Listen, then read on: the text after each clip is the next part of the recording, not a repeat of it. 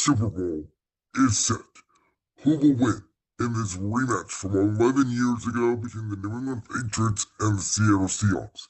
The NBA trade deadline has come and passed. Giannis Antetokounmpo is still a member of the Milwaukee Bucks. James Harden is a Cleveland Cavalier. Anthony Davis is headed to Washington. Plus, Brandon and Josh recap the WWE Royal Rumble as the greatest debate show on the internet, Championship Rings, begins now. And it is Super Bowl week. We are back. It is a Thursday. We are 3 days away from Super Bowl 60. As always, I'm Brandon Lewis, the host of Brandon's World. He is Josh Ungar, Ungar to the Max, the host of the Sports Room Talk Show. Welcome in, Josh. It is our third Super Bowl together on this show. Yep, a rematch, 11 years in the making. Seahawks, Patriots. Will the 1 yard line be the kryptonite of the Seahawks again? I don't know. It could be. As always, make sure you check us out on all social medias. We are on X, we are on Facebook, we are on Instagram, and of course, we are streaming live on YouTube as well as Josh Ungar's YouTube channel at Ungar to the Max. We did write an article that went up earlier today on our host site, VoltageLiveMedia.com, where me, you, along with our two other members of the sports department, Christian Iden and Sean Fitzgerald, made our predictions for this game. So make sure you go check that out. Josh, I think you're more enthusiastic about this game more so than I am personally. So I'm going to let you start. Let's start breaking down this game between the Patriots and Seahawks. Yeah, I don't know anybody who was picking this to be the Super Bowl. I know you didn't even think the Patriots were going to make the playoffs, if I remember Or correctly. Seattle. I did not have either of these two teams in the playoffs, as we saw in the intro of last week's show. Yes. I was much higher on the Patriots than you. I was much higher on the Seahawks than you. Well, you had the Patriots as a playoff team. I had them just missing. So you were maybe a little bit higher on New England. You were definitely way higher on Seattle. I'm going to clarify that. Yes. But nonetheless, one of the most interesting storylines in this game is the fact that go back to week 8, Browns-Patriots. New England ended up romping Cleveland 32-13. But if you remember, in that game, Myles Garrett by himself sacked Drake May 5 times. And for the most part, he's been able to stay upright through these playoffs. But now you got Lawrence coming at you. You got Ernest Jones coming at you. There's somebody else notable along that defensive line. Leonard Williams. Leonard Williams, thank you. This is the best defense that New England has faced in this playoff run. Are you sure about that? I don't know. That Texans defense is pretty good. That Bronco defense is pretty good. Yes, Houston has a ferocious defense. Danielle Hunter, Will Anderson, Derek Stingley. I got you. Denver has a really good defense in their own right. Pat Surtain, Barron, Franklin, who should be in the conversation for Defensive Player of the Year. Who? Do you mean Nick Bonito? Yes. I don't know where Franklin came from, but yes. Were you thinking about the receiver, Franklin? Yes. My bad. So, Nick Bonito. Yes, that's who I meant. Sorry. But they're all good pieces, but when you have Ernest Jones, when you've got Ben Weatherspoon on the back end, you've got a lot of the other guys along that side of the ball. It's just like Seattle, I think, has a lot more pieces to work with defensively. So, I don't know. That same Seahawks defense just got carved up by Matthew Stafford in the NFC Championship game. I don't know how vaunted they truly are. I actually think out of the entire defenses that New England played in the playoffs, Seattle might be the worst defense because the Chargers were the third best in scoring defense this year without a lot of names on them. The Texans defense, I thought, was an all-time great defense and make the Super Bowl. And I thought Denver's defense was really elite. I think Seattle's is very, very good. Now, I do think Seattle overcomes their talent by the coaching with Mike McDonald. Listen, I think this game's going to go two different ways. I think you're right that if the Seattle Seahawks defense gets after New England's offensive line early, and I disagree with you that Drake May has stayed upright. He has not stayed upright in these playoffs. I believe he's taken 4 sacks against the Chargers, took another 4 sacks against Houston. There was a couple other sacks against Denver. He's been knocked around a lot, especially on the left side of that offensive line. Will Campbell, the rookie left tackle out of LSU, Pro Football Focus has him as the worst offensive lineman graded in this entire playoff. And to me, that is the story of this game. If New England's offensive line can protect Drake May, and we will know very early on, just like last year's Super Bowl, between yours truly and the Kansas City Chiefs, where my Eagles defensive line very early, Milton Williams, who's now a member of the Patriots, Josh Sweat, Brandon Graham, Nolan Smith, they got after Patrick Mahomes. If Seattle's defense can get after Drake May, this may be a rout by halftime. But if they do not, I think the odds in Vegas sort of believe what I believe is going to happen in this game, which is a slow start by both teams, sort of a feel out defensive battle early. The two quarterbacks will get hot late. I think it is a low scoring game that is very similar to the game these two teams played 11 years ago. When the final score was 28-24. Yes. Now, I think it is going to be a little bit less scoring than that. The over-under is at 45.5. I think that this game's going to go in about a 3-point game at halftime. And I think what's going to happen is this is going to be a tie game late. Drake May is going to get the ball. He's going to drive down the field. He's going to get New England in field goal range. The Patriots are going to run the football. They're going to protect Drake May. He will air it down the field late. I think Keyshawn Boutte will have a big play to set them up in field goal range. The Patriots will win this thing, potentially at the buzzer, 23-20, and win their 7th Super Bowl in franchise history. So it's interesting you say that because I think Seattle has a better overall skill position group when you look at Jackson Smith and Jigba, Rashid Shaheed, who I said was the biggest acquisition of the trade deadline, and I have proven and that has proven to be correct. You did. Well, I mean, Jalen Phillips was huge too. Let's not knock what he did in Philadelphia. You act like my pick was just the wrong take. It wasn't the wrong take. I didn't say it was the wrong take. I underestimated the Shaheed move. You are correct on that, though I will argue he's been bigger on special teams, which I don't think either of us would have expected because he's had like one catch in these playoffs, and it was the deep ball down the sideline against the Rams. He has not been as impactful as a receiver. Sure, but he doesn't necessarily need to catch the ball to be impactful as a receiver. The defense has to respect that he's more of the speed guy, and they can't just focus all their attention on Jackson Smith and Jigba. But guess who can do that? The New England Patriots, because they have an all-great cornerback in Christian Gonzalez. And what they can do is they can put Gonzalez one-on-one with Jackson Smith and Jigba, or they could put Gonzalez one-on-one with Shaheed, and they can double team JSN. So I don't think JSN is going to have that big of a game. I think you have a solid game, but I don't think he's going to be the primary reason why Seattle moves the football down the field. No, it's interesting you say that because when New England was reaching the Super Bowl with Brady and Belichick, what were they always trying to do defensively? Take away what you do well. Yeah. Whether it was running the ball or through passing the ball. So I don't think Vrabel is Belichick defensively scheme. But I also think the most underrated unit in this game is the Patriots defensive line.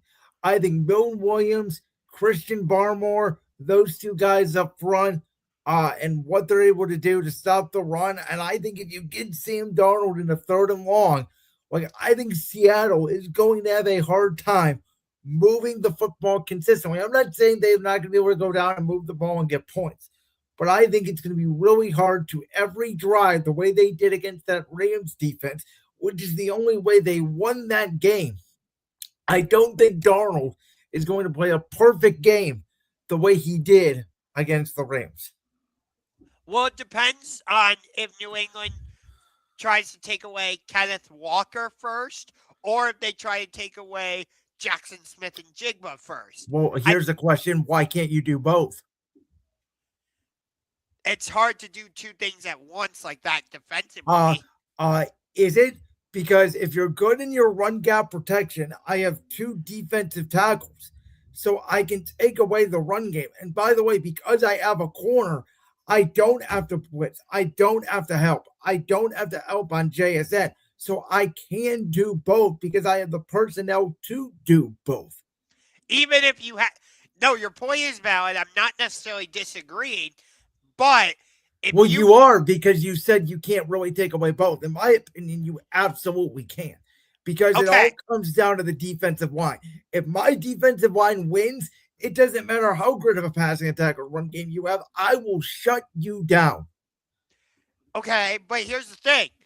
If you are able to take away the run game, that's only half the battle. Yes, you force the opponent to become one-dimensional. I agree with you. But if you're a good enough quarterback, you're still going to be able to beat what the defense is throwing at you. I'm not saying... Are you? Well, are you? Because, again, if I have to, it all comes down to the NFL and football is as simple as this. Can you block and can you beat man coverage? Because I can scheme up the greatest play call ever to get somebody open. If they can't beat man coverage off the line, I don't care how good of a receiving talent you are, or quarterback, I cannot throw you the football. So what I'm saying is this is a scheme-based game. And that's what I think it comes down to. Now, it's possible Quint Kubiak completely out-schemes, and I agree with this comment 100% from Grandizer, but it's possible Quint Kubiak completely out-schemes or the New England defensive coordinator, and Seattle rolls in this game. But I don't think it's going to happen like that, is all I'm saying. And I could see that being the case. But here's the thing. We know all, the offensive coordinator and defensive coordinator, how vital they are to the operation. But there's some members of the coaching staff who don't necessarily get the attention, and it could be like their video coordinator, who they were talking about this on the radio the other day. I forget the guy's name, but he would talk with Belichick and pull video like, hey, here's what they're doing. And Belichick would construct a game plan.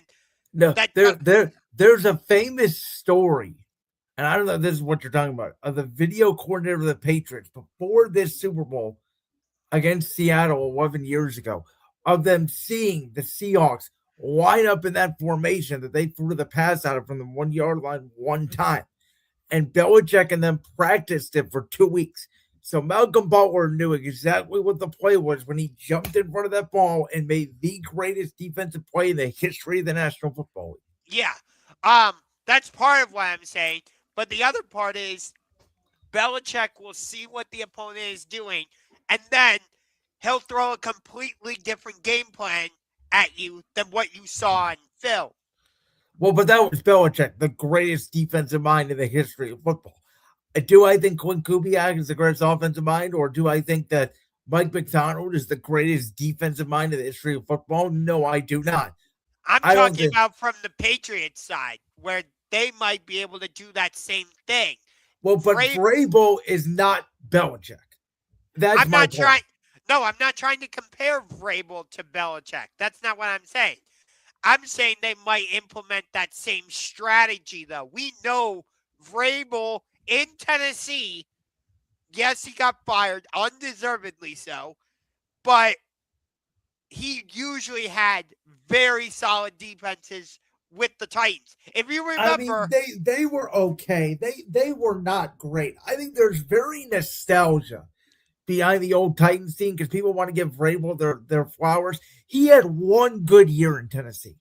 That was it. They were the number one seed. It was a heroic ride with Ryan Tannehill, and then they lost to the Cincinnati Bengals in the divisional round, and that was it.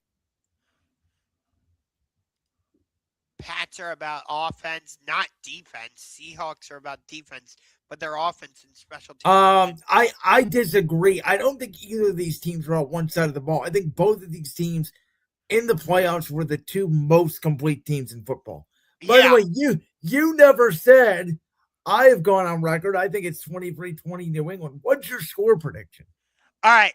I got Seattle winning this game. I'll say a little bit higher scoring than you, 31-23. So you think, I mean, by that definition, it's definitely going to hit the over. You think both these teams are going to be able to move the ball? I think Sam Darnold has found his confidence. I don't think Drake May's shoulder injury is that big of a deal. No, I don't either. I'm giving more respect to these two defensive lines that I think are going to have a big impact on this game. I don't think neither of these two offenses are going to be able to move the ball that much. You're not wrong, but when you have weapons like a Rashid Shaheed, Cooper Kupp, Jackson Smith and Jigba, you've got Stephon Diggs, Keyshawn Booty, Ramondre Stevenson, Travion Henderson. There's enough around them to where I think they can move the ball. Oh, they can move the ball. I'm just saying they're not going to be able to do it consistently up and down the field. But let's talk now about who this game means more to. And what I mean by this question personally is who needs to win the Super Bowl more, as in AKA who has the lesser chance to get back to this position in a year or so, or even more so.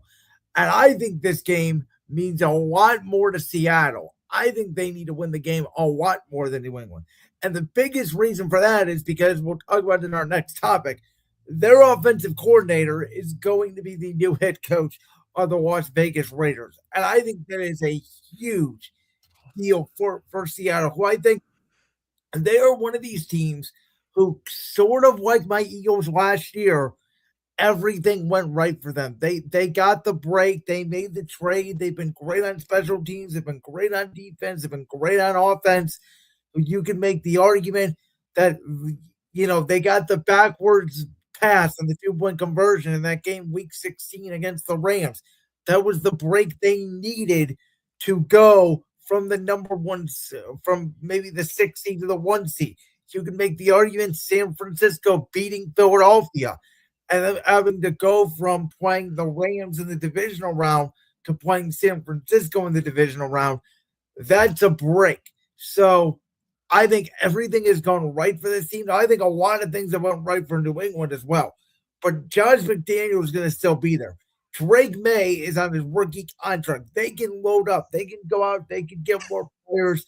They can spend more in free agency because they're not paying Drake May. Seattle is paying Sam Darnold. And I don't believe Kenneth Walker. I don't know if they're going to pay him. I'm not sure if he's going to be back. So they are going to have to make some decisions, I think, all the way up to this game. And I'm not sure. Sam Darnold has been great the last couple of years.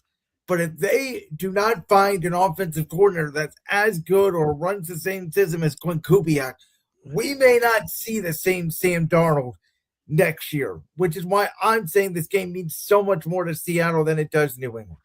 I'm actually going to say it is New England because Drake May, for much of the year, was in MVP conversation alongside Matt Stafford. I do think Stafford is ultimately going to win it, but Drake May has rightfully been in the conversation. Vrabel has come in and completely turned this team around. Yes, Buffalo has problems, but I don't think they're going anywhere. The Chargers are still going to be a Wait a minute. You have been telling me for the last month the Buffalo Bills Super Bowl window is closed. So now all of a sudden, Buffalo's not going anywhere. Meaning they'll still be in the mix for the playoffs. They just won't be able to get over the hump. Okay, But I mean that is something in New England's way, but as I've told you many times, as long as you have Josh Allen, you are a perennial Super Bowl contender. so I'm still going to put Buffalo in the conversation, even though I don't believe they are Super Bowl contenders anymore. I love the hire of Jesse Minter in Baltimore. I think the Ravens will be back. You've got Liam Cohen in the Jacksonville Jaguars. I don't think this was just a 1-year thing for them. We'll see what the Tennessee Titans can do. I think Houston's going to be back. So I just think in the AFC, there's a lot more teams for New England to deal with. Okay, by the way, you haven't even mentioned Kansas City, Denver, Yeah. the Chargers. Can I mention you, though, in the NFC?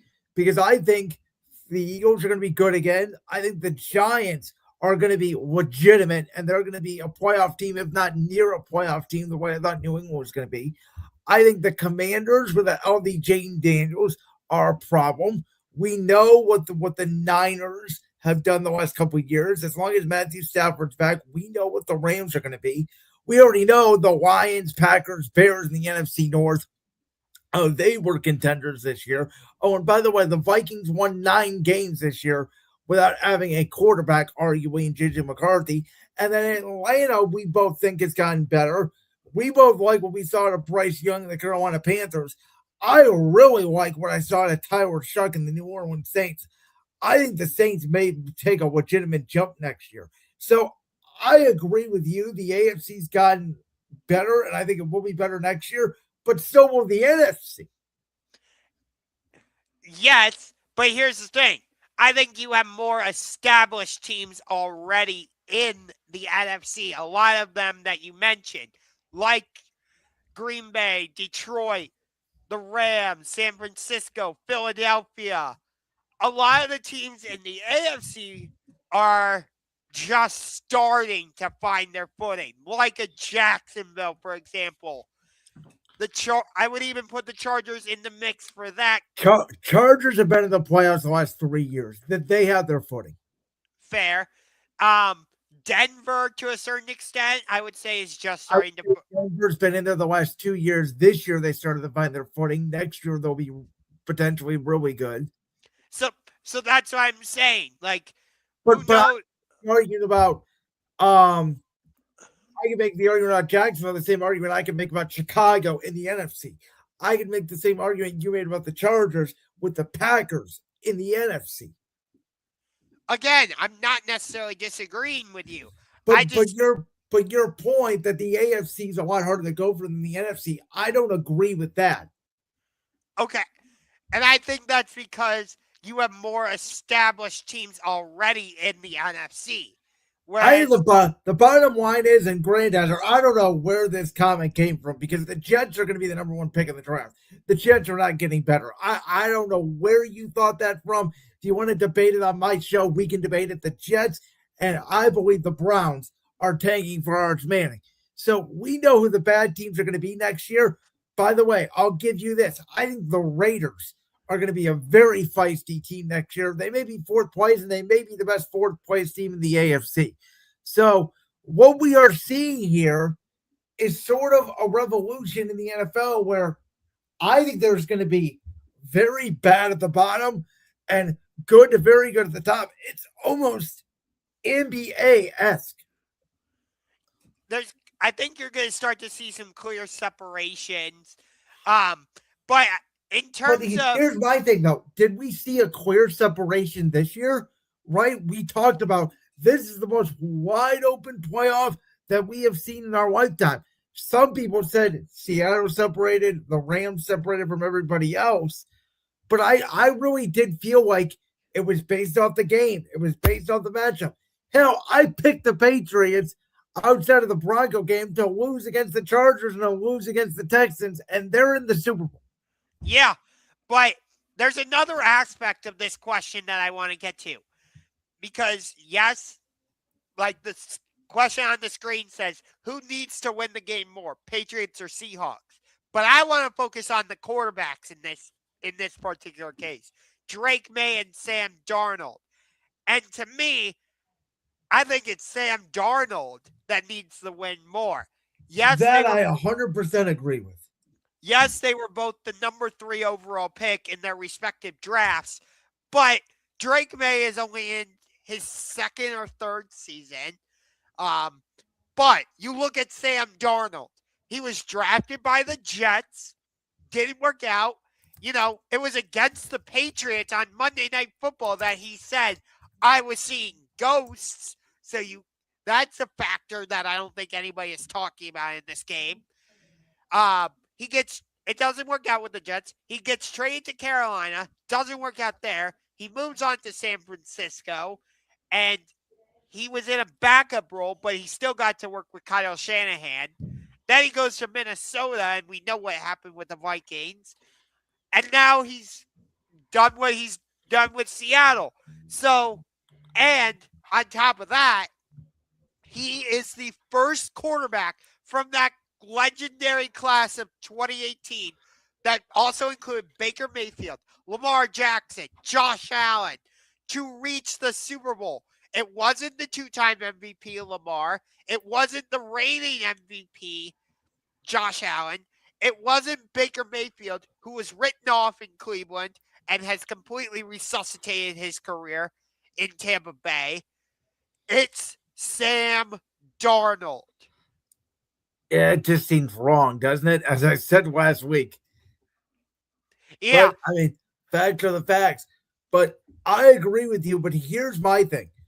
I think that Quinn Kubiak leaving to go to Vegas is going to have a big effect. I don't think it's going to have a big effect on this game at all. I think Quinn is focused on this game. I don't see an issue there really at all. I think it's going to affect Seattle moving forward a lot. And I think it's going to affect Sam Darnold potentially a lot, which is why I agree with you. Sam Darnold needs this game way more than Drake May because, as I just said, if they don't get the right guy, now they may find somebody off this tree and he may be a good OC. But Mike McDonald's first OC in Seattle, I think it was Ryan Grubb, if I'm correct, last year with Geno Smith. He went back to college because he wasn't good enough. So if Mike McDonald does not find the right offensive coordinator, Seattle could go back to winning 7-8 games next year. Yeah. And you say you don't think it'll have an effect on Seattle in this game? I actually do.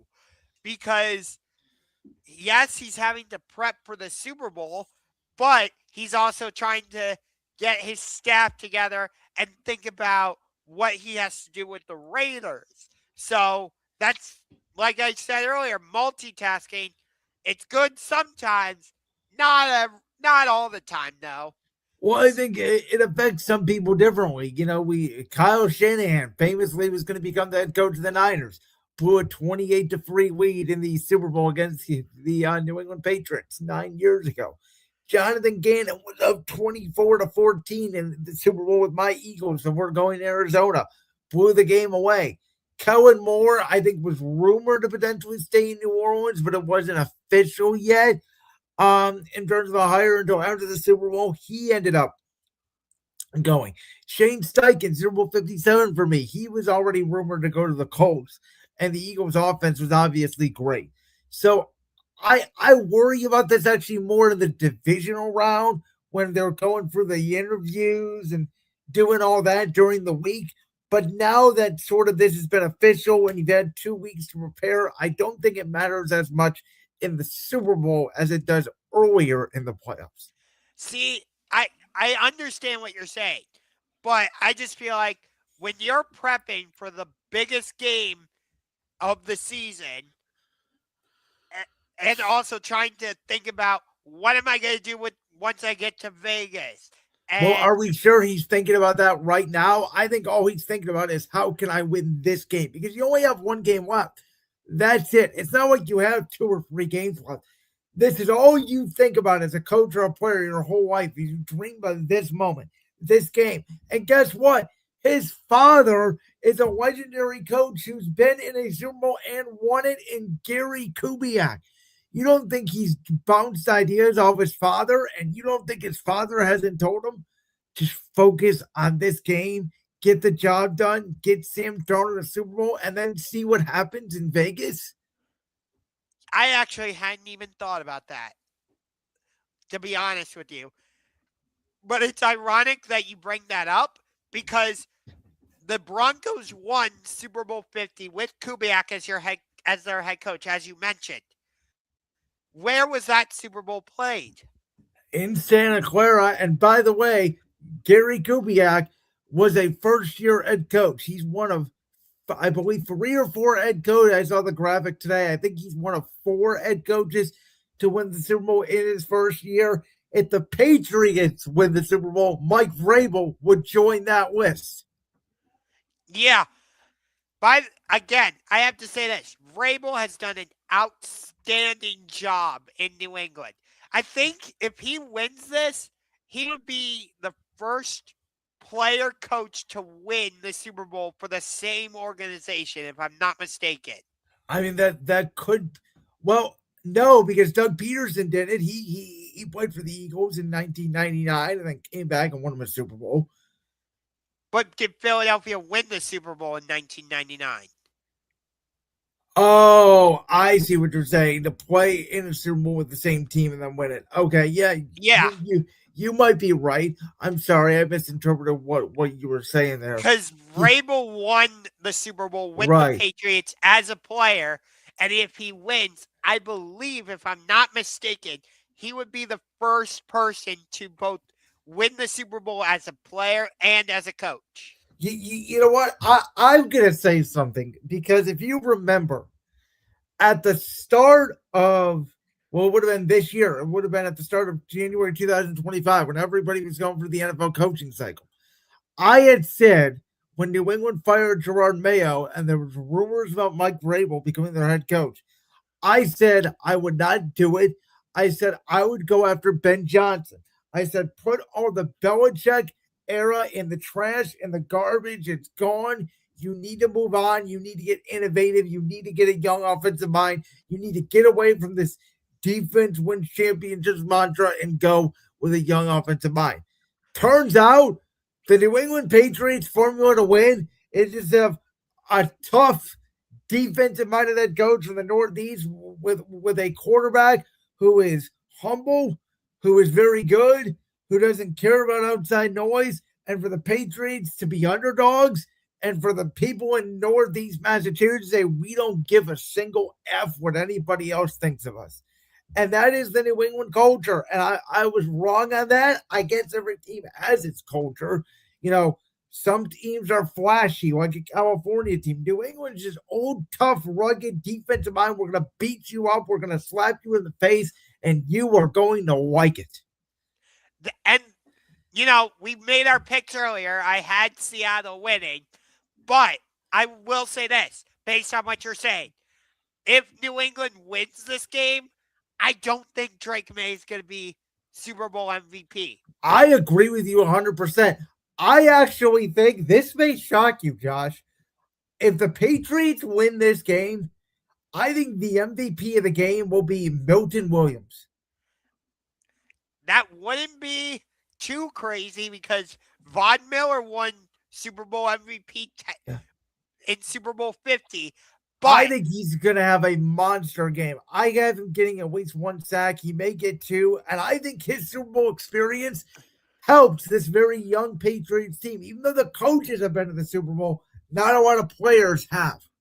I could see Stephon Diggs winning Super Bowl MVP, possibly. See, I don't think he's going to get a lot of yards because I don't think this is a throwing game for Drake May. I think this could be a situation where Drake May has as many rushing yards as he does passing yards. It's interesting you say rushing because if New England wins the Super Bowl, I think Super Bowl MVP in that case would be either Ramondre Stevenson or TreVeyon Henderson. And I can see that too. I mean, I do have Ramondre Stevenson getting into the end zone because I do think they get down on the 1 yard line and they pound it in at some point. And think about this think about this storyline for a second. Cooper Kupp won Super Bowl MVP for the Rams in 2021 against the Bengals. Now he could very well win Super Bowl MVP. Think about Yeah, that for I a mean second. he could, though. He has not had a real big game in Seattle. It would be a real surprise if he had a big game to me. No, that's fair. But remember, I if I remember correctly, it's the fans that decide who wins Super Bowl MVP. Which is just, I'm sorry, it's wrong and it's total BS, and it will probably go to a quarterback for that reason. Yes. We'll get to the other topic in 1 second, but we have more Patriots news because not only did Bill Belichick miss out on the Hall of Fame, but reports are indicating Robert Kraft also missed out on the Hall of Fame this season. So do you have any reaction to that? Yeah, my reaction is obviously Belichick misses a year. Kraft should be missing a year. And I'm not going to get outraged on the internet and get all upset over it because it really doesn't matter. Both of these guys are going to be Hall of Famers in due time. If Tom Brady doesn't make it first ballot, I'm not going to be outraged. I think, like I told you this last week, Bill Belichick, Robert Kraft, Tom Brady, Gronk, and like a Vince Wilfork, Adam Vinatieri, whoever you want to put in there, I think they should all go in together as a representative of the greatest dynasty in the history of the National Football League. It depends on when they all get elected, though. What's this question here from Grandizer? Are there any former Eagle, Brando, Browns, Josh that are either with the Pet? Well, Milton Williams is with the Patriots, so that's what I'm rooting for. Matt Collins is also a former Eagle. He's with the Patriots now. Josh Jobe is a former Eagle who is a starting defensive back for Seattle, who, by the way, was absolutely terrible in Philadelphia and couldn't even make the practice squad, and now he's starting for the Seahawks. Yeah, I'm trying to think if there's any former Browns on either team. Not that I know of. Well, speaking of Browns, Josh, they are rumored to be playing in France this year, as are the 49ers and Rams. It is confirmed. Those two teams will play what we all assume is going to be week 1, though that hasn't been necessarily confirmed yet 100%. That game is going to take place in Australia. Browns Saints, I believe, is week 7. The rumor is for in France. Yes. Does the NFL hate international fan bases or something? No, the NFL doesn't hate it. They actually love it, and all 16 games and 32 franchises are going to be playing an international game at some point. No, I'm asking that because you're sending the Browns and the Saints to... Again, I think the Saints are a very frisky team. If you want my hot take right now, I think the Saints could win the NFC South next year. That's how much I believe in what Tyler Shough did at the end of the year. I think the kid's a legit franchise quarterback. I don't think he's Brandon Weeden 2.0 the way I originally thought he did. So, and the Browns, by the way, who are absolutely tanking for a quarterback, and I feel bad for Shedeur Sanders, and they hired an old man who is a one and done walking in Cleveland, in my opinion, in Todd Monken. But let's face it, Shedeur Sanders, I'd pay a ticket if I was living in Paris to go see Shedeur Sanders. I mean, according to him, the fact he threw a couple of interceptions in the Pro Bowl means that he can light up the NFL. Yeah, because everybody was watching the Pro Bowl. Yeah, totally. Yeah, but I think it's interesting that they are doing 49ers Rams as an international game. And the Rams are going to be the designated home team in this matchup, which means that Rams fans and 49ers fans will not be able to go to SoFi Stadium to see. Well, actually, the Niners actually play the Chargers this year at SoFi, so they still will be able to see their team. I'm talking about to see the Rams and 49ers play each other in SoFi. Well, you said Niners fans. So Niners fans, even if they won't get to see the Rams, they'll still get to see their team. I mean, no, I said Niners and Rams fans. Okay, I still don't understand the difference between that, but to me, You're losing a divisional matchup on your home field. Yeah, but the Rams don't have a home field advantage. It's all Niners fans anyway who come. And like they'll still be able to see the Niners when they play the Chargers. So I don't think this is a big deal. I don't think the NFL season is a big deal. There are two California teams that are pretty close to each other, so it's going to be convenient travel for both. There's not going to be a disadvantage or an advantage. They are probably going to play week 1 because of the Australia thing. Have no idea what time the game is going to be or what day or network this game is going to be on. But football's going to be on in Australia. We're going to find a way to watch it. I told you this before. We all laughed when it was, what was it, Commanders Dolphins this year in Spain. Guess who was up at 9:30 in the morning to watch it? Me, because it's the NFL, and we are obsessed with the NFL as a country. Okay. What I was saying before was like, does the NFL hate their fans? Because the Browns and Saints, at least recently, and for the most part historically, have been absolutely terrible. So, well, the Browns, I mean, the Saints without Sean Payton and Drew Brees went for their 8th year, but I think you're underselling this Brown Saints game a little bit. I don't think when you have two entertaining quarterbacks, and I think Shedeur Sanders is entertaining. I'm not saying he's good, but he's a guy that you want to turn on the TV to watch. Like, I don't think this is like I'm trying to think of an example. I would rather watch Brown Saints right now than say Jets, Cardinals, or any team with the Jets. The Jets don't move the ball. The no. Jets are just pathetic. But like, I don't know. Would I rather see Brown Saints than like Cardinals and Raiders without Fernando Mendoza? Yeah. Now Fernando Mendoza, I don't care who you play, I'm signing up to watch him. So like, that's what draws for me, which is why this Super Bowl doesn't draw for me, because I have two quarterbacks without a lot of personality. Yeah, but the storyline is so attractive, in my opinion, for both quarterbacks. I mean, we've seen both these teams win a Super Bowl. It's sort of same old for me. I'll be happy for Darnold if he wins. I'll be happy for Drake May if he wins. I don't like to me, we talk about this all the time. Sports is great when we have villains to root for. Everybody hated the Patriots. Everybody hated the Chiefs. Everybody hated the Warriors. Everybody hates the Dodgers. We watch them because we want to watch them lose. When there's no villain in the fight, I go, who cares? And for me, the Rams are the villains in that 49ers game.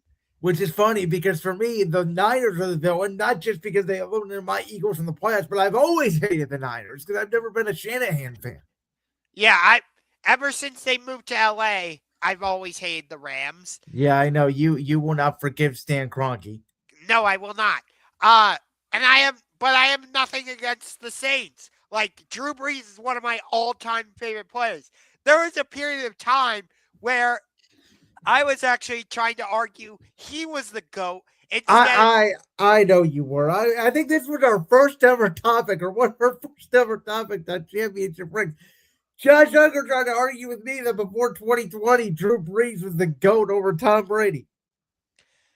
I mean, Tom Brady didn't convince me that he was the GOAT until he did what he did with Tampa Bay.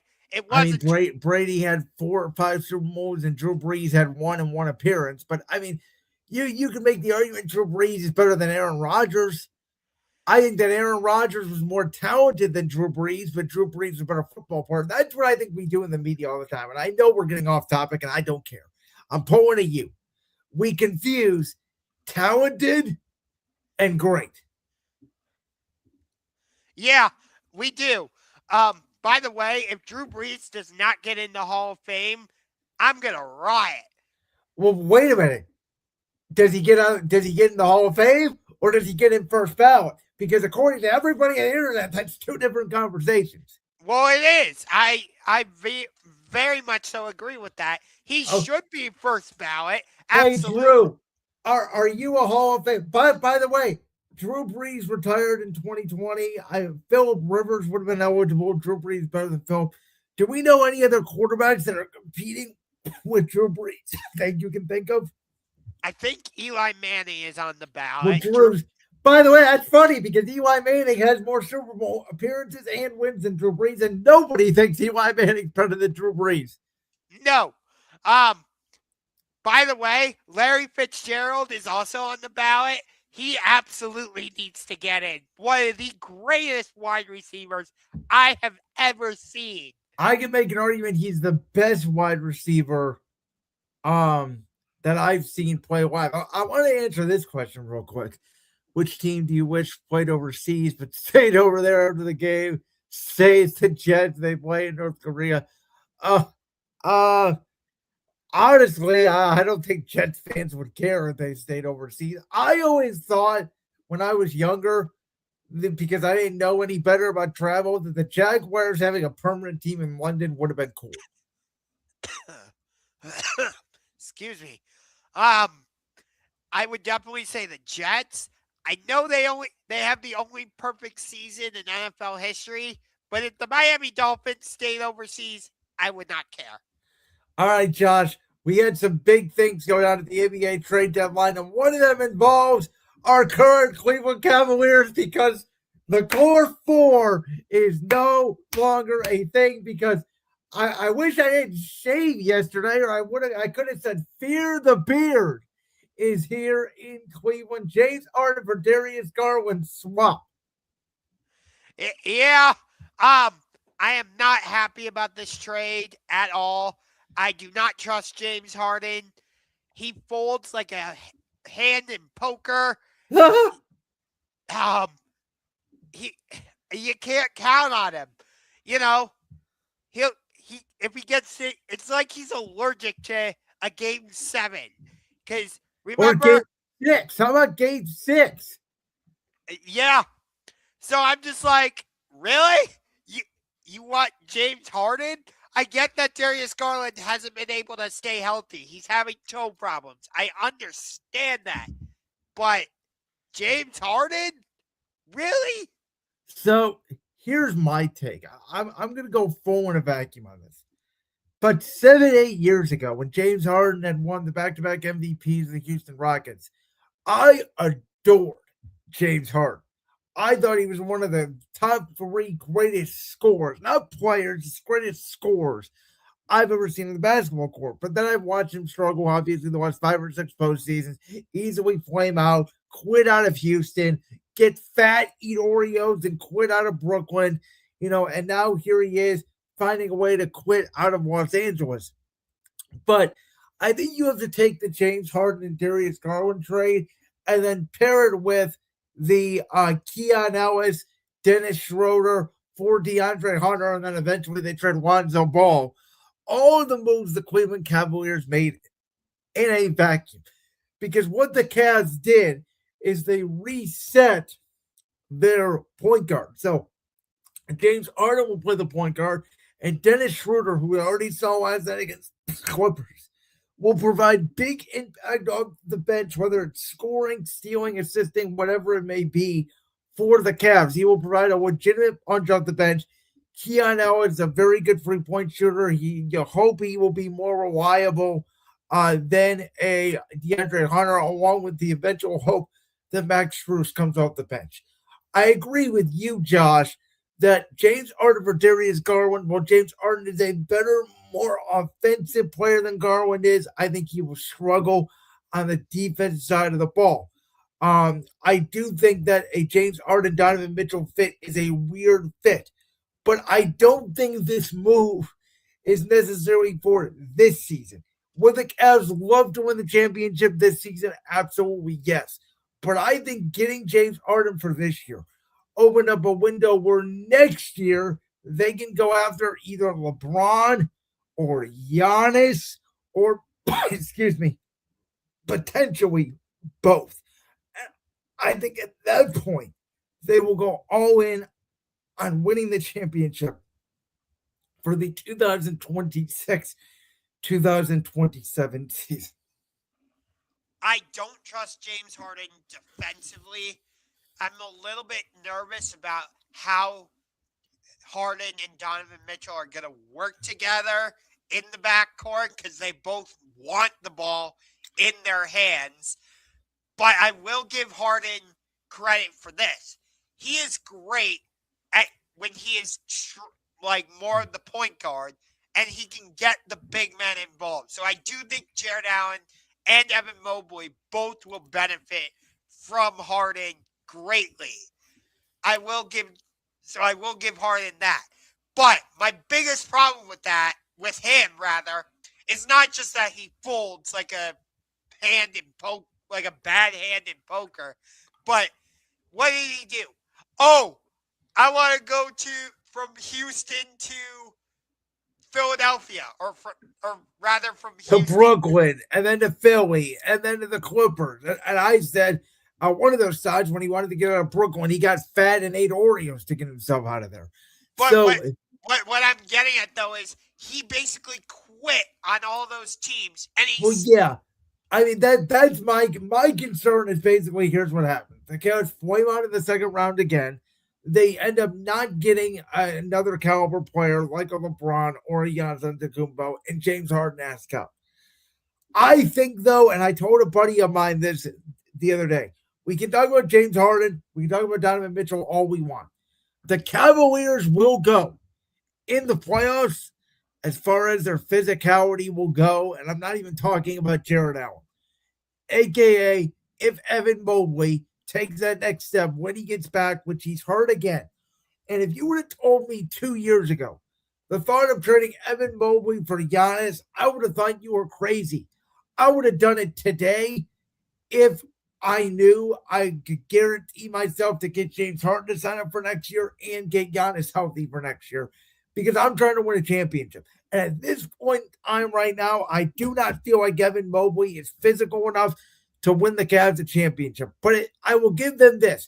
At least they had some BALLS and did something and got away from the core four. And at this point, the core four is basically dead outside of Evan Mobley.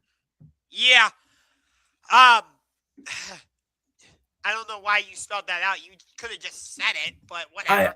I mean, I did it for evidence. If you really want me to say it, at least they had some balls and made a move at the deadline. Yeah, they were one of the more active teams at the trade deadline. But from everything I've heard, Donovan Mitchell might not re-sign with us if the Cavs have an early playoff exit. Well, that's why they made this move for Harden, because I think this all comes down to this coming summer.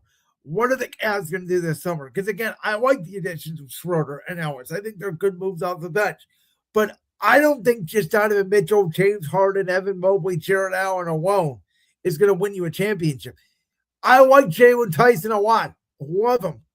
Do I think he needs to take a back seat for a LeBron, or if you want to trade for Giannis? Absolutely, yes, I do. Oh, I agree with that. I'm surprised.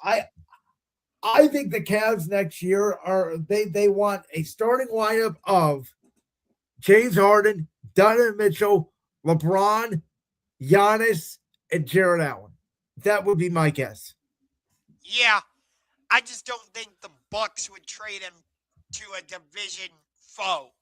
I love how Europe. I don't think the Bucks care about the division. I think they care more about the conference. They really don't give a rip about divisions in basketball. I just can't see the Bucks doing it. I mean, they're going to take the biggest offer, is the way I look at it.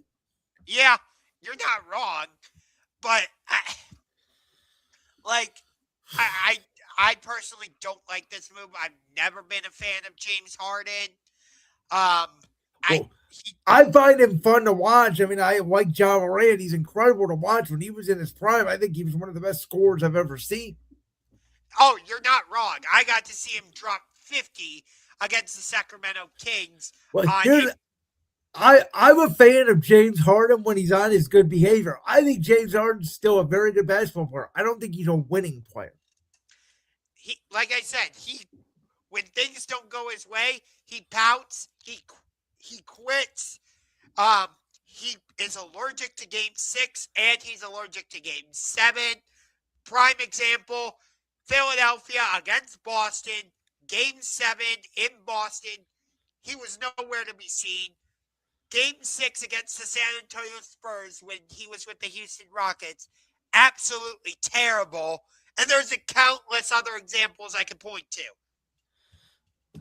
So a year ago, Anthony Davis was traded for Luka Doncic.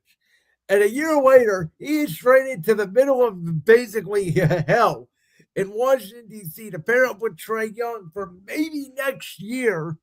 Who knows? But AD went from getting traded for Luka to being traded for nothing in a year. Yeah.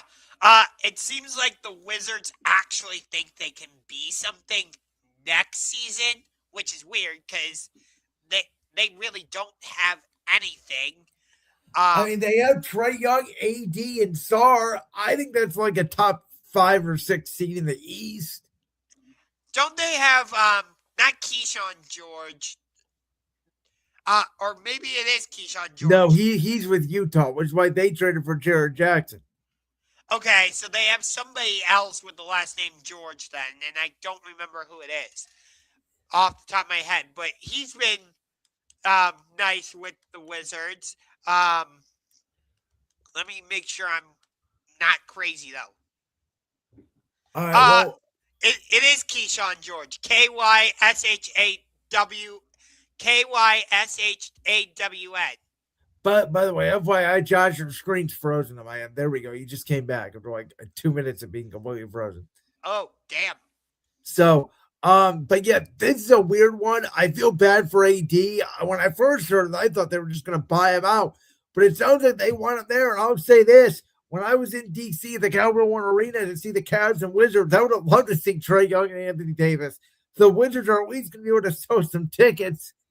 Yeah, because from what you told me, it was mostly Cavs fans. It was about 95% Cavs fans. You couldn't find a Wizards fan on the street. And they were reusing old stuff from the Capitals game that was left over. They didn't even have Wizards branding. So I looked ahead to when the Wizards come to Cleveland. We're going to be wearing our black jerseys. The Wizards are going to be wearing those weird, like, gold jerseys that they have. Yeah. That's going to be an ugly uniform matchup. Good God. We talked about this a little bit earlier, too, but what are your thoughts on Giannis that he was not moved? I kind of was like, if he's not going to go to the Cavs or the Knicks, he's probably not getting traded. I know there's some thoughts out there that Milwaukee could keep him next year. Maybe they go big again. I think Milwaukee, I understand Giannis is one of their own, but he's won a championship with them. I think it's time for a divorce. I think the Spurs in the summer should give up a Stephon Castle or Dylan Harper. Give away some picks. Go out and get Giannis. Or, the Rockets, if they were to flame out, maybe you talk about giving up a Sengun for Giannis and pairing him with Ahmed Thompson and Kevin Durant. Like, I think that is the type of return that the Milwaukee could get this summer. And I didn't think they were going to get it at the deadline. Yeah, because more teams are going to be in the mix come the offseason. Teams will be able to give Milwaukee more picks than they are right now. I thought Miami would pull the trigger, but everybody thinks Miami's going to pull the trigger, and then Pat Riley just gets his 8 hours of sleep and does nothing at the trade deadline. See, a lot of people said that. Here's my argument. What does Miami have to give up? You could potentially give up Tyler Hero, or... I mean, for Milwaukee, is Tyler Hero really that good where I could potentially get a Karl Anthony Towns or, like I said, a Sengun or even, a Stephon Castle or a De'Aaron Fox, maybe even Evan Mobley this summer? Like, Tyler Hero's not even close to the offers I think some of these teams can put together. No, and I don't think Miami would give up Bam Adebayo. That's what I'm saying. Yeah, to me, if I'm Milwaukee, you'd have to give up Bam and Tyler Hero, and then he's just Giannis in Miami. He's basically the Bucks South. Yeah. So, but no, this wasn't surprising that he wasn't traded, and I think part of it was, yes, he's expressed that he wants to move on, but he never really put his foot down and said, trade me. Well, according to Shams, he did. And by the way, he was also booing the fans in Milwaukee. It was very out of character. It smelled like, to me, and I know he's hurt right now. I don't know if he would have been hurt for long if he got traded. I'm just going to put that out there. I could see the Bucks theoretically shutting him down for the rest of the season. And by the way, I think they should. I think they need to get the highest draft pick they possibly can. It's a very good NBA draft. And we'll see. Listen, if Giannis didn't win a championship for them yet, I would have understood it. I think this summer, it's time. He's won a championship. Now, albeit, if you look really hard at that championship, they did catch a lot of breaks.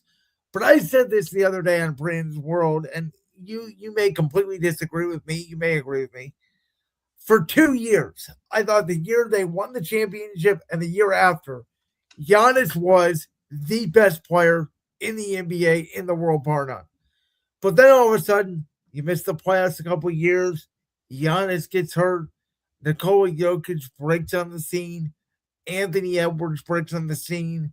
Luka Doncic breaks on the scene. SGA, Victor Wembanyama.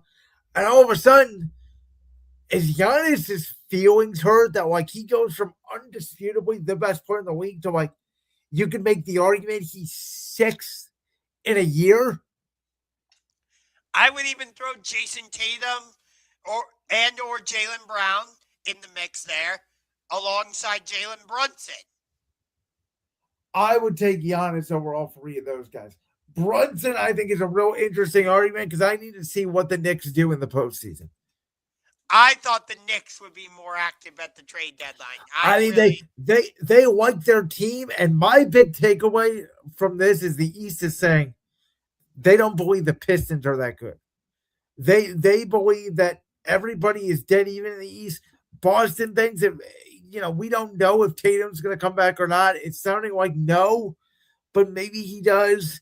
The one team, I think the Cavs feel like we got momentum. We can win the East. I don't know if that's true or not, but I think the East is pretty even. Yeah, nobody's really separated themselves from the rest of the pack. Well, and again, the Pistons have, I think now, and with SGA being hurt, by the way, I think the Pistons now have the best record in the NBA, or maybe they're right up there with OKC. But I don't think anybody trusts a team led by JB Bickerstaff to actually get past the second round. No. I mean, he got outcoached by Joe Mazzulla in the second round a couple years ago against the Celtics. He was outcoached in every series he's ever coached in his life with the Cavs. But there's two other surprising moves. One of them was very similar to the Anthony Davis, which was Jared Jackson. I already talked about it. Utah has a bunch of young players. They reportedly feel like they can win next year. I think Golden State trading for Kristaps Porzingis felt like a desperate move, felt like a win-now move. Why they didn't go after Anthony Davis puzzled me a little bit. But I got to put my hand up and say that, unfortunately, Josh, I have to admit you were right again. Not only were you right about the Toronto Raptors, but I was wrong on the Chicago Bulls, who now, for whatever reason, have 10 guards. 11. They traded away Nikola Vucevic, for Alfred Simons. It doesn't make any sense to me. This team is seemingly falling apart and will never be good, I guess, post Michael Jordan. But even Boston, again, getting Nikola Vucevic, another piece. They're saying the East is wide open. We may not be able to win the championship, but we might. So let's go for it. Yeah. I do have to say, I think the Celtics were the biggest winners of the trade deadline because of the Nikola Vucevic acquisition. He kind of reminds me of what they had in Porzingis. Yeah, in a way, I think Porzingis was more skilled in terms of his dribbling and his passing. Yeah, but other than that, Vucevic can do a lot of the same things that Porzingis can. Well, who's their point guard going to be now? Peyton Pritchard? I'm trying to... I don't know. Because Simons replaced Drew Holiday. Yeah, because Drew Holiday got traded to Portland, and you're actually 100% right on that one. It looks like it's going to be Peyton Pritchard, and they'll put Derek White at the 2 when Tatum gets back. Yeah, Jaylen Brown would be at the 3. Tatum would be at the 4. 4, and then Vucevic at the 5. Yeah. I mean, let's be honest. That is in the East. Is that a team that could make the finals? I think it could if you get Tatum back, which again we don't know. Yeah. I do like what the Lakers did picking up Luke Kennard. That gives another shooter Well, for. here's my thing about the Lakers, though, and I'm sorry to interrupt. I don't care what they did because they have 0% shot to win the title this year. Oh, They I'm not don't. saying they're title contenders. Well, they don't play defense, and this year's irrelevant because LeBron's out the door. So I don't care what they did. The fact that they got blown out by 30 against us was hilarious. Well, Um, and you know what the funny thing was? They played all their guys in the first half, and then in the second half, they're like, "We don't have Austin Reeves. We don't have another score." yeah. And the crowd actually got excited when Bronny James came in and was making baskets, and he had that amazing dunk. I'm here to say, wherever LeBron will go, Bronny will be next year with him. I mean, who knows? LeBron may be a Cavs next year. I mean, the fact that Brian Windhorst has basically come out and said LeBron's going to be a Cavs next year, I don't know. Where there's smoke, there's fire. That's all I'm going to say about it. Yeah. But in terms of the rest of the trade deadline, nothing really surprised me. I did say Utah was going to make the playoffs this season. I think I was wrong about that. So I will admit that. But definitely the Jaren Jackson pick or trade surprised me. The fact that they did not trade Jaw was a little bit surprising. Well, who wants him? And that's the problem. He's athletic, but he's got too many character problems. He's got a bad contract, and nobody wants to deal with him midway for the season. And I think that was the reason nobody traded for him, is because of exactly what you just said, the character issues. And of course, we'll be following the NBA through now February all the way to the playoffs. I do think, as of right now, even with SGA out, clearly to me, Thunder, Spurs, Nuggets. Those are the three best teams in the NBA that I think are duking it out for the title, if you ask me. It's interesting that you say those three. I don't disagree, but I think they were the biggest winners of Giannis not getting traded. Whether it would have been to Minnesota, possibly, or to Golden State, by him staying put in Milwaukee, San Antonio, Oklahoma City, and Denver are the biggest winners. Yeah, and I picked Houston to win the title before the year. I like them. I just don't know if they have the depth. Denver's depth has surprised me. I just think Wembanyama and Jokic have been way better this year than I initially expected. The Thunder are just way too good out of their minds. But still, with Oklahoma City, I just feel like with the Spurs, how are you going to beat Wembanyama 4 times in a 7-game series? I got to wrap my head around that. Yeah. I was very excited for that game last night, but then I read like half of OKC's roster was out. I was like, damn.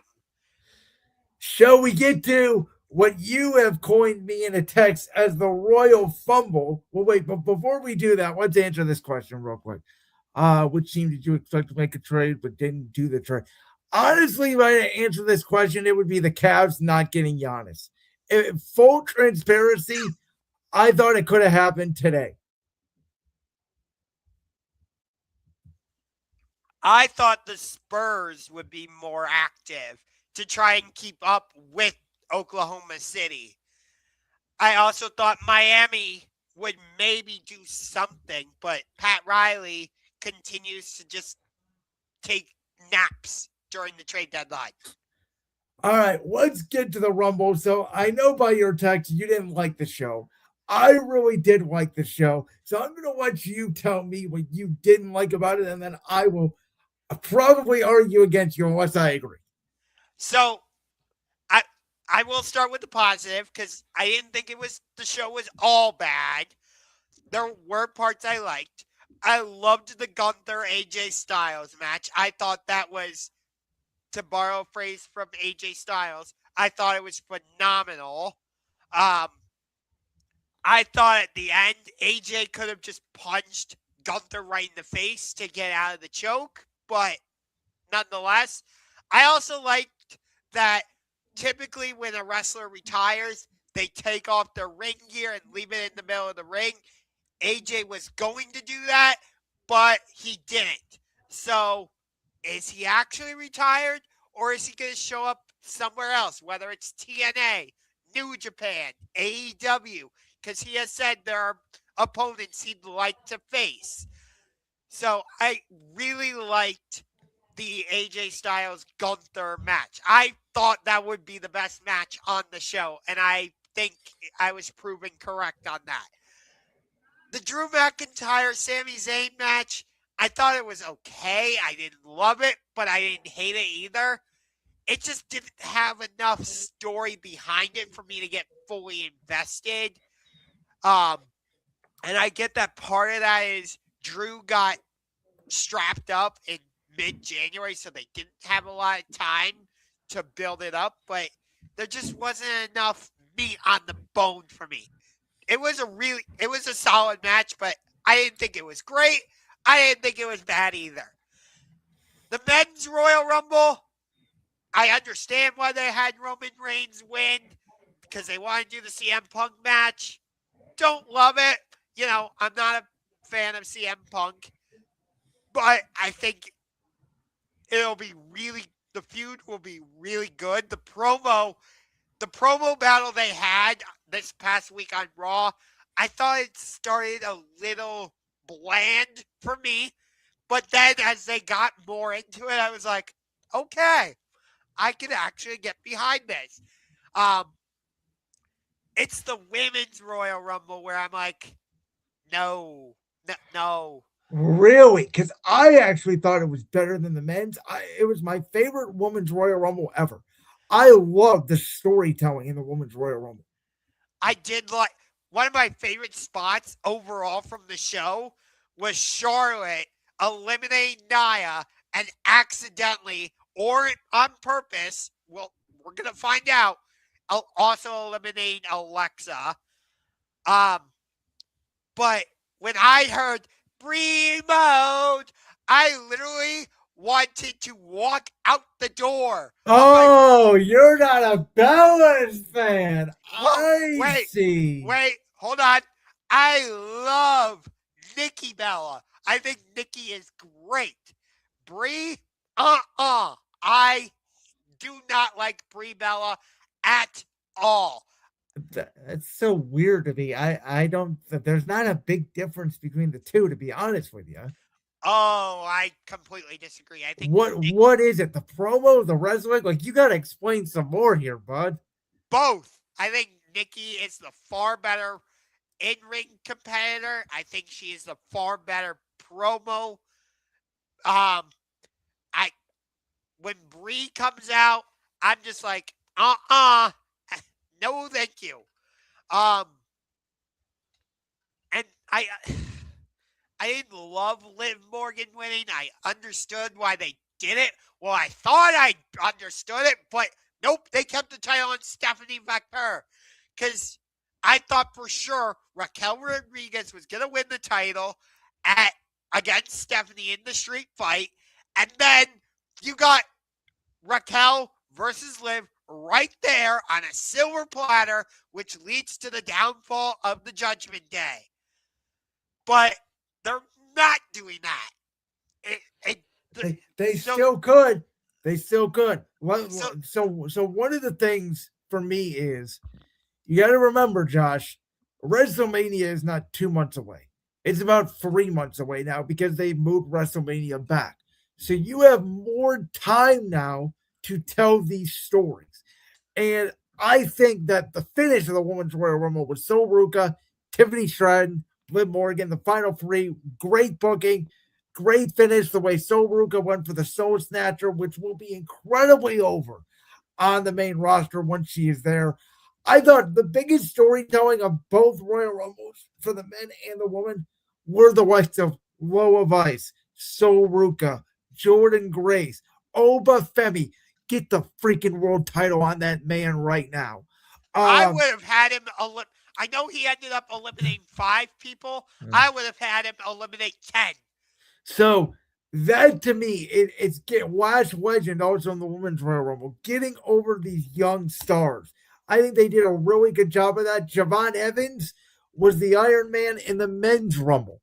I thought the story they told with Kyrie Sane accidentally eliminating Io Sky. You had Rhea Ripley and Or don't you mean or Asuka? Kyrie accidentally eliminated Asuka. Then you had Raquel eliminate Rhea after Io Sky was already taken out by Lash Legend, I believe. And then Liv Morgan dumps Raquel Rodriguez over the top rope with the death stare.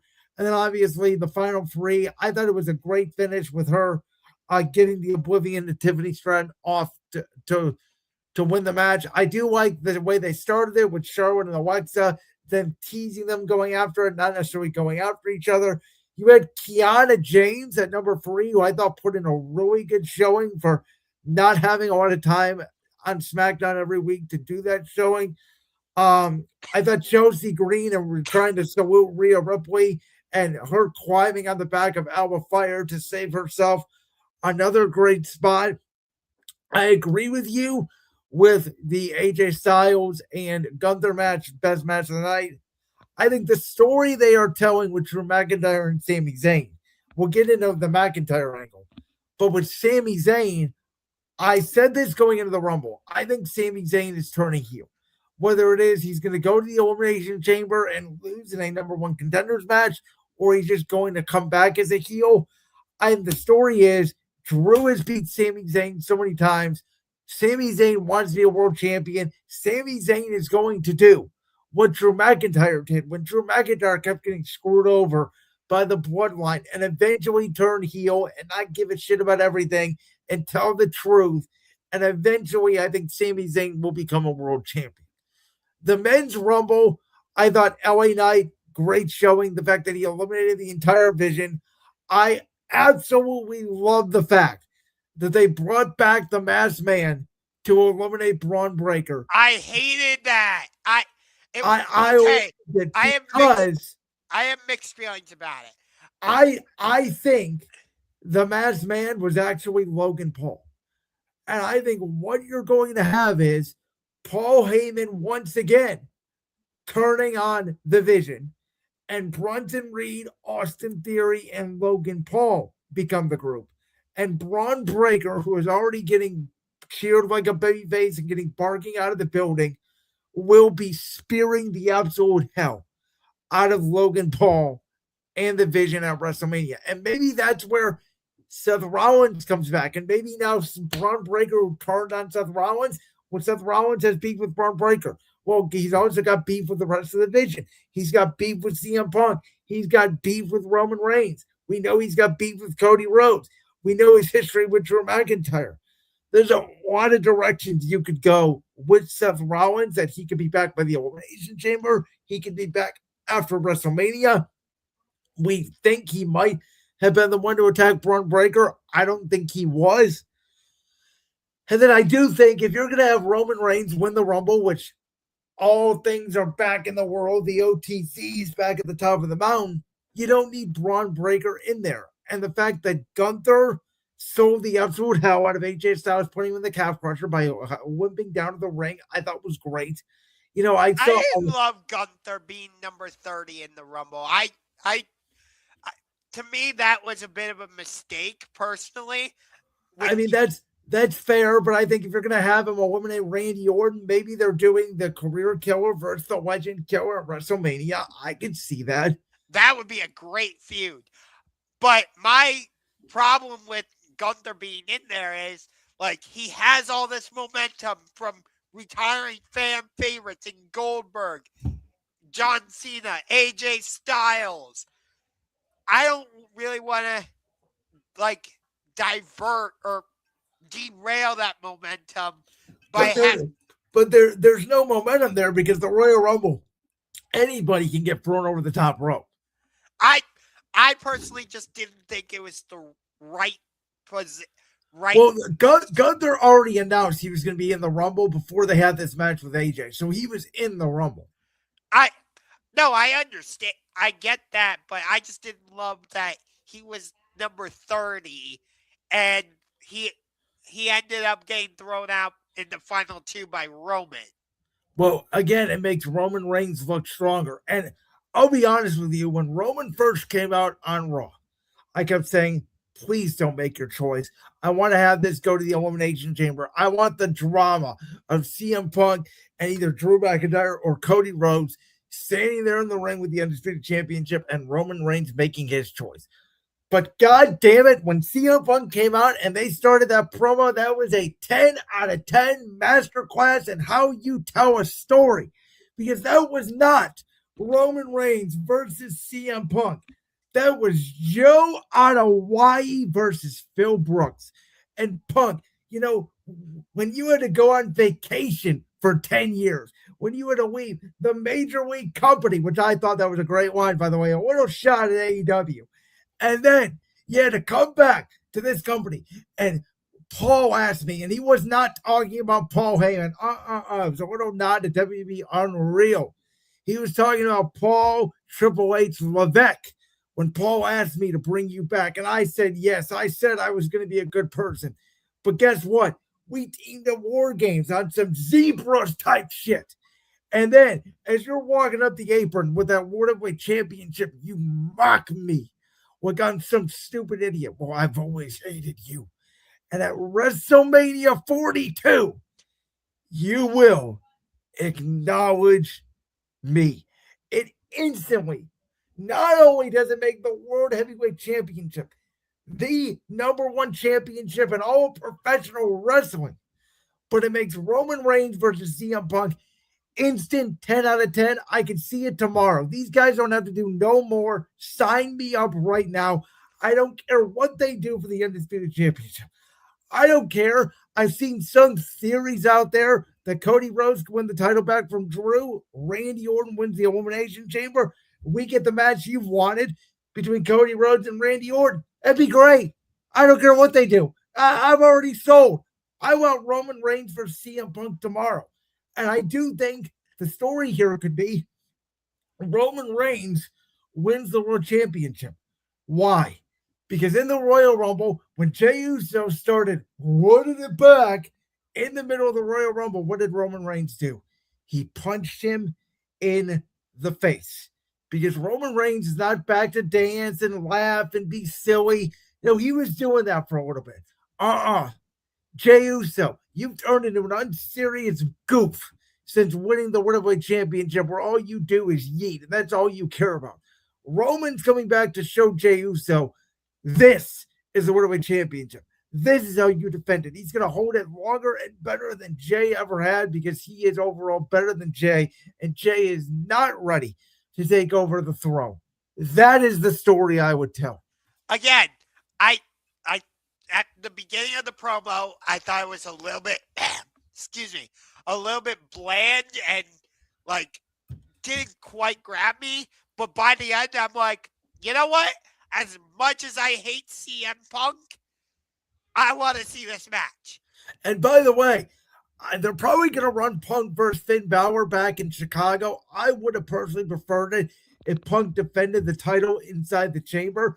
But they're going to find a way to convince us that Finn Balor is going to shine hell of walking out of there with the world title because he's got history with Roman Reigns. Remember the stupid thing they did with the Demon at Extreme Rules where he fell off the ring rope and basically we still don't have an explanation why? Yeah, we still don't have an explanation from the Royal Rumble a couple years ago where Roman just wouldn't let go against Seth Rollins for the title. Remember? Well, that was hate. But we never got an actual conclusion for that.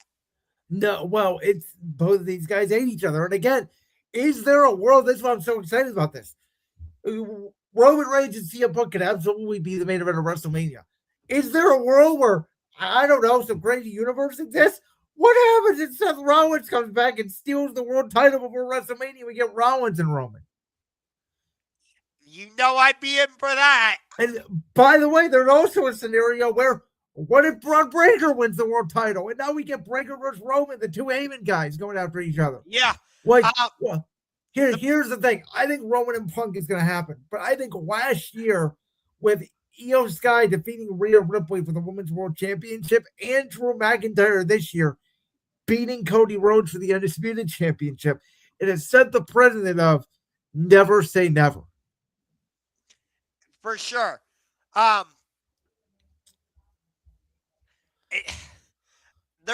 seen like things on social media saying it's confirmed that the Masked Man was Grayson Waller. I don't know if you've seen. Well, then he did it at the Rumble because Seth wasn't there. I did see that. The beauty thing is and it's what I said about when they revealed it as Austin Theory. It could be Austin Theory. It could be anybody because they're not seen. Yeah, definitely. By the way, I did want to make this point real quick across the board.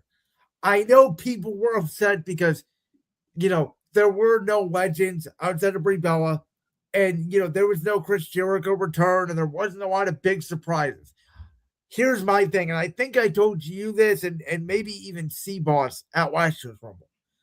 The WWE roster right now is more stacked than it's ever been. That you can make the case. Remember 5-6 years ago where they were relying on 15, 16, 17 legendary women to come back because they didn't have enough women to fill a Women's Royal Rumble? Well, yeah, sure, they used a few NXT talent this year, but they're still a current superstar. I think it does show how much the WWE roster has grown. They did not need surprises at the Rumble. I did not miss the surprise of the Rumble. I think outside of maybe would I have put Carmelo Hayes in over the 2 AAA guys they had in? Yeah, I would have. But you're trying to show off AAA, that's your acquisition. I get it, though, again, I think it's kind of dumb they acquired AAA, but I'm not a fan. Some people are. But, outside of Carmelo Hayes, there's not a ton of names that I would say needed to be in that Rumble that weren't in there. I loved Powerhouse Hobbs, but Royce Keys. That was cool. That was cool on the Titantron that it said Powerhouse Hobbs, and then it had the shattered glass, and it said Royce Keys.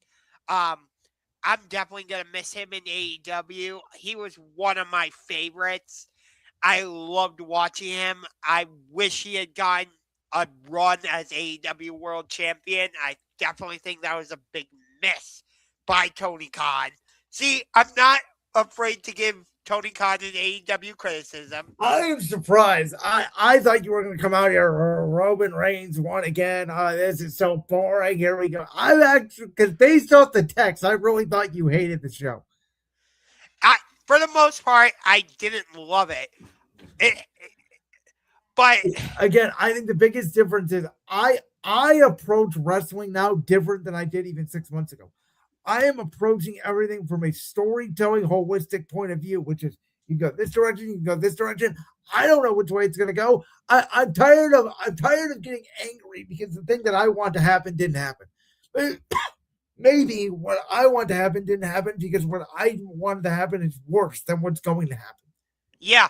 I didn't love that Royce Keys. I got to get used to saying that. Forgive me if I do call him Powerhouse because that's how I knew him for so long. Kind of like how you didn't call him Adam Copeland right away. I still don't call him Adam Copeland. So feel free to call him Powerhouse Hobbs. Okay. Powerhouse, I didn't love that he got eliminated by, I think it was Damian Priest. Although he eliminated Priest. Oh, I thought, wait a minute. I thought it was Priest. He was eliminated by Obafemi. Oh, my bad then. Which as much as I love Oba, I was like, really? Oba. I'm telling you right now, I would not be mad if, and I know you don't like him. Oba Brock Lesnar. WrestleMania. Oh, I would hate it. Hate it. I can't stand Brock Lesnar at all. Well, you got 2 matches with Brock Lesnar left. You have a WrestleMania match and a SummerSlam match where Gunther will retire him. And once Brock Lesnar goes away, I will like WWE much better. All right, well, that was our Super Bowl NBA Trade Deadline Wrestling 107th episode edition of Championship Rings. Thank you guys so much for listening to us tonight. We'll be back next week. We break down the big game. We get into more NBA talk because the NBA season is now in full swing. the All-Star festivities are next weekend. Maybe we'll dive into a little bit of that and anything else that goes on in the sports world. But before we go, the best rivalry in all of college basketball is going down on Saturday, February 7th in Chapel Hill, North Carolina. The Duke Blue Devils against the North Carolina Tar Heels. This is not only the best rivalry in college basketball. I don't give a damn what Brandon says. I don't give a damn what anybody else says. It is a top 5 rivalry in all of sports. Anytime Duke, North Carolina is on, whether it's in Chapel Hill, whether it's at Cameron Indoor, whether it's in the ACC tournament, I don't care. I am finding my favorite spot on the couch.